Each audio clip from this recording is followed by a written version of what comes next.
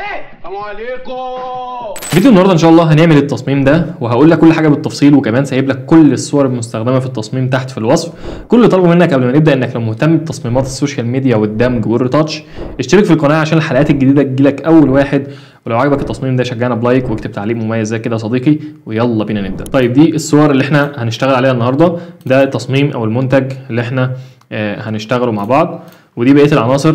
هسيب لك كل الحاجات دي تحت في الوصف. ان شاء الله تصميم سهل جدا وهيعجبك. يلا بينا كده على طول نبدا نفتح الفوتوشوب، فايل نيو، ونفتح تصميم 1920 في 1080 ريزوليوشن 72 او اكتر، معاك لحد 150 على حسب الجهاز بتاعك، ونعمل كرييت. كده التصميم فتح. اول حاجه هروح اجيبها هو المنتج بتاعنا، هجيبه كده سريعا على طول. انا في الحاجات البسيطه مش هركز عليها اكتر او مش هضيع وقت فيها. هنحطه كده في تلت الصوره بالشكل ده، وهنميله شويه وهنرجع نظبطه لما نظبط بقيه العناصر. طيب عايزين نعمل هنا باك جراوند، هنيجي هنا على ادجستمنت لاير ونختار سوليد كلر، ونيجي هنا نختار اللون الاحمر ده. طيب بعد كده هروح اجيب بس هنعمل التكوين بتاعنا فيها، هنظبط تصميم زي اللي احنا شفناه ده. الحاجات دي كده كانها طايره حوالين التصميم، زي الطاير كده بالظبط. خلينا نقلل التصميم ده كده شويه بالشكل اللي انت شايفه ده. وممكن نجيب هنا عشان نفصل شكل التصميم، هنجيب الاخضر. متقلقش هو كده الباك جراوند لما نظبط الاضاءه بتاعتها هنصغر دي بقى شويه قوي. تمام. هنبدا بقى نجيب المهم اللي هيبدا بقى ياخد شغل شويه. هنلغي الباك جراوند دلوقتي عشان هي لون الاحمر لحد ما نيجي نعمل الاضاءه بتاعتنا. طيب انا عايز اخلي المنتج بتاعي ده فوق السبلاش بتاع الطماطم، اللي هو الطرطشه اللي انت شايفها دي، وليكن الطرطشه دي او السبلاش ده هو حوالين التصميم ككل. فكل ما اجيب التصميم ده او كل ما اجيب السبلاش ده احطه تحت المنتج، اللي بيحصل المنتج بيخبي على التصميم. ولو جيت خليته هو اللي تحت او هو اللي فوق التصميم هيخبي خالص على المنتج. انا عايز اعمل ايه بقى هنا؟ تعال هنا نرجعه هنا تاني، تعال بقى نطلعه كده بره. اهم حته تتشرح في التصميم كله وممكن تستخدمها في دروس كتير يعني ان شاء الله. الجزء ده مكون من حاجتين. الجزء اللي قدام ده هو ده اللي انا عايز افصله عن الجزء اللي ورا، تمام كده؟ يعني عايز افصل اللاير ده لاتنين لاير. الجزء اللي ناحيه ورا ده، كل اللي ورا ده، يعني لو جيت اشاور لك عليه هنا كده، الجزء اللي ورا ده كل ده كده بالظبط، كل الشكل اللي انت شايفه ده بقى يكون ده في لاير لوحده، والجزء اللي قدام ده اللي هو في الوش ده يكون في لاير لوحده. علشان اعمل ايه؟ اخد اللاير اللي ورا احطها ورا الازازه، واللاير اللي قدام احطها قدام الازازه، فيبان ان المنتج في الوسط بالظبط. تعال بقى ننفذ ده كده بسرعه. نبدا نعمل ايه؟ ممكن اجي هنا باللاسو تول زي ما انا كنت عامل بالظبط، بس تمشي بقى يكون يعني دقيق. هتمشي بالظبط كده، تمام. لو مش هتعرف تعمل بين تول الجديد بالذكر طبعا اللي احنا عملنا حلقه كامله تقريبا 18 دقيقه او 20 دقيقه لمينا فيها البين تول، وهي اهم اداه للسلكشن، اللي بتعمل سلكشن او بتعمل تحديد دقيق جدا جدا جدا. ومن اهميتها عملت درس طبعا هسيبه لك تحت في الوصف مع حلقات تانية. لو انت في ادوات الفوتوشوب مش قوي جدا هسيبها لك تحت، وهسيبها لك برده هنا في الاشعار هتظهر لك دلوقتي. هتيجي ببساطه هتعمل ايه؟ هتبدا تمشي ببساطه كده. للناس اللي عارفه طبعا البين تول هتعرف تستخدمها ازاي. هتبدا تمشي كده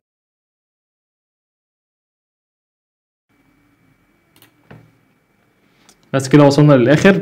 البين تول طبعا بتاخد وقت، ولكن يعني بتطلع لك التحديد دقيق جدا جدا يعني. هعمل ايه؟ كنترول انتر عشان يعمل سيلكشن على الجزء اللي ورا ده. كده انا حددت الجزء اللي ورا ده خالص، هفصله خالص عن الجزء اللي قدام. هتروح هنا على اداه السيلكشن وكليك يمين، هتاخد منها هنا لاير فيا كات، ولكن مش هتلاقيها ظاهره كده. ده ببساطه علشان هتروح هنا لللاير اللي احنا شغالين عليها وكليك يمين هتحولها راسترايز لاير الاول.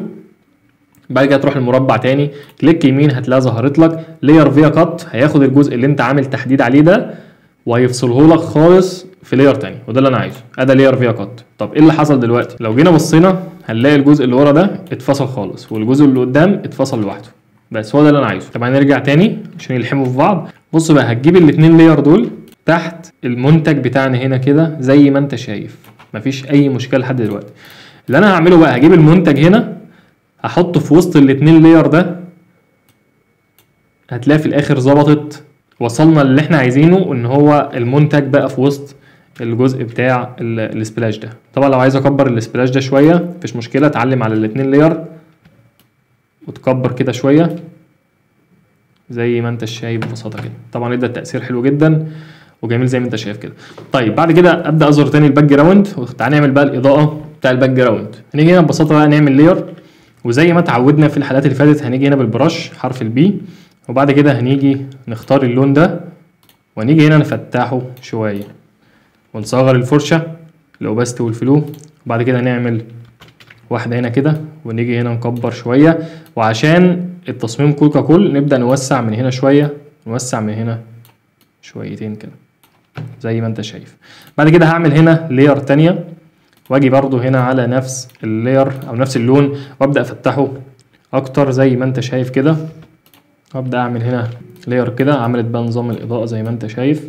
تعالى هنا برضو نوسعها من هنا شويه عشان التصميم ككل، وندوس هنا انتر. تعالى نقلل الاوباستي شويه زي ما انت شايف كده يا بطل. تعالى كده نقلل الاوباستي هنا برضو. طيب تعالى سريعا بقى هنجيب هنا الشكل ده برضو، هسيبها لك تحت. اللي انا هعمله هنا انا هعمل تضليعه كده في الباك جراوند علشان تملى اكتر بدل ما هي ساده.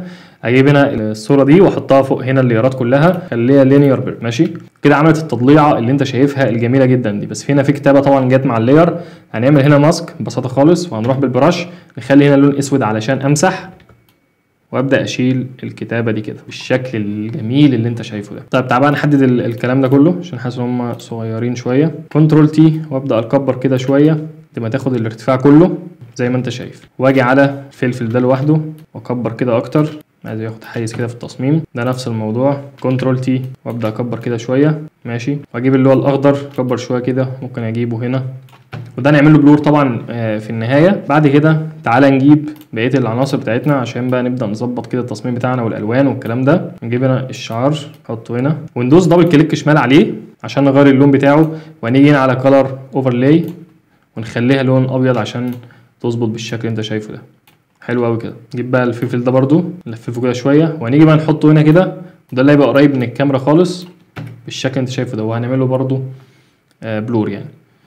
طيب بعد كده تعمل بقى التايبو هنيجي هنا للتكست وهندوس هنا على تكست وهنكتب اسم المنتج ونخليه هنا باللون الابيض ماشي.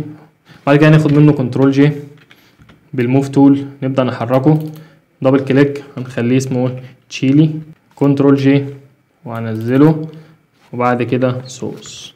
تمام. هنحطها ازاي؟ هتيجي على هنا صوص مثلا وهتقللها شويه، وهتيجي على ريد تقللها شويه، وهنيجي هنا على تشيلي بقى وهنكبرها ان ده اسم المنتج الرئيسي زي ما انت شايف، وهتيجي هنا على ريد هتحطه هنا كده، ممكن نكبره شويه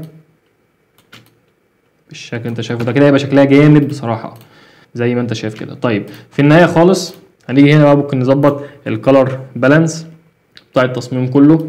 هنزود الاحمر شويه بتاع التصميم، الابيض ما نجيش جنبه. ممكن نظبط الالوان نخليها ناحيه الاورنج شويه، الكلام ده نظبطه برده في الكاميرا رو فلتر. طيب تعال سريعا بقى نعمل الكاميرا رو فلتر. هنيجي هنا على التصميم ككل وهناخد هنا كنترول جي عشان نعمله جروب، ومن الكنترول جي او من الجروب ده هناخد كنترول جي علشان نعمل نسخه، وهنيجي من النسخه هنا كليك يمين كونفيرت تو سمارت اوبجكت، وهنيجي هنا بالسلكشن هنحدد التصميم كله، وهنعمل كنترول جي تاني ونمسح الكونفيرت تو سمارت اوبجكت اللي تحت، وهنيجي على الجديده دي هنخليها كليك يمين كونفيرت تو سمارت اوبجكت.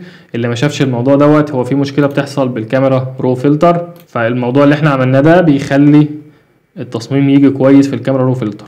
هو بس في الكاميرا رو فلتر بدل ما هو بيفتح التصميم ككل، لا بيكون الصور كبيره وفي صور صغيره، فالتصميم بتاعك ما بيكونش كويس. فالسلكشن اللي احنا عملناه ده بيخلي التصميم يجي زي ما احنا عاملينه.